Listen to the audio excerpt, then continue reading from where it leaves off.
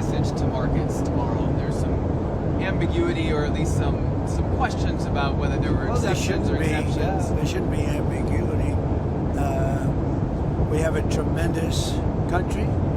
We have a country that's much richer today than it was a few months ago.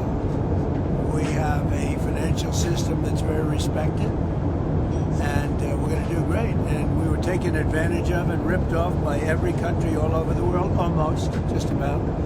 They laughed at us. We were run by foolish people, and they took advantage of our country, and we're just not going to let that happen anymore. In terms of the big, beautiful bill, right? When do you expect that to get done? Well, I hope soon. The big, beautiful bill. It's the big, beautiful tax cuts, really, and regulation cuts and many other things. It passed its first test, as you know, the last couple of weeks, but particularly during last week, where we had a vote. We won in the House, we won in the Senate, and that was a big chunk of it. And now they're going to eventually take, pretty soon, a final vote. And the big, beautiful tax cuts and regulation cuts and all of the other things that are included in there will go into effect. And I think it'll be probably the largest tax cuts in the history of our country. Mr. President, can you talk a little bit about the semiconductor tariff that you posted on Truth Social today? What is the timeline for that? And I believe it was Jameson Greer said today that those will not be negotiable.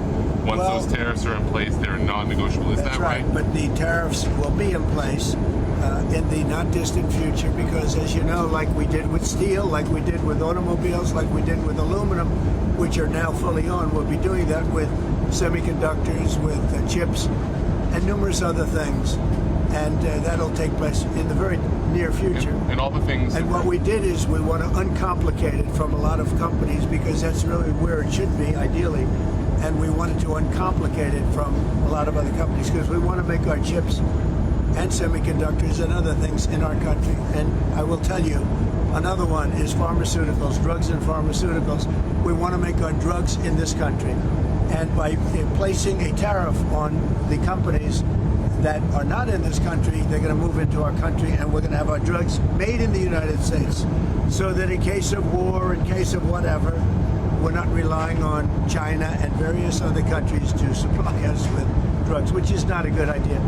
And it'll happen very fast. It'll all happen very fast. Do you know what rate the semiconductor tariff? I'm going to be announcing it over the next week.